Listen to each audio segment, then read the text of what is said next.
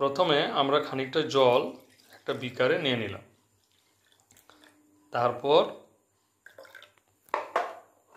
তারপর সেই বিকারে জলের মধ্যে একটা আলুকে রেখে দিলাম। আলুটা জলের মধ্যে ডুবে গেছে। এবার এই আলুটাকে আমরা তুলে রেখে দেবো।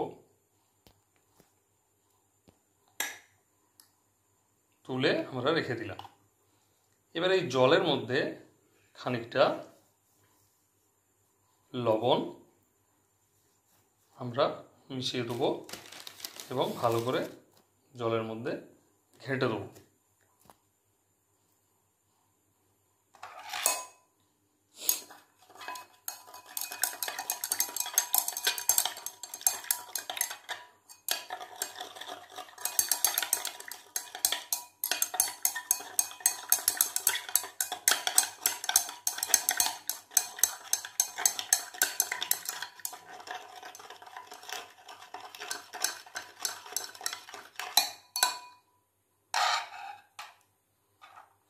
এবার ওই আলুটিকে এই জলের মধ্যে দিয়ে দিলাম। এখন কিন্তু দেখো এই আলুটি আর জলে ডুবছে না, এটি কিন্তু জলে এখন ভাসছে।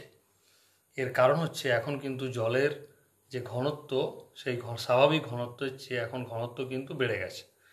এই বেড়ে যাওয়ার জন্য এই আলুটি কিন্তু আর ডুবছে না এবং এই একই কারণে নদীর থেকে সমুদ্রে সাঁতার কাটা বেশি সুবিধাজনক হয়।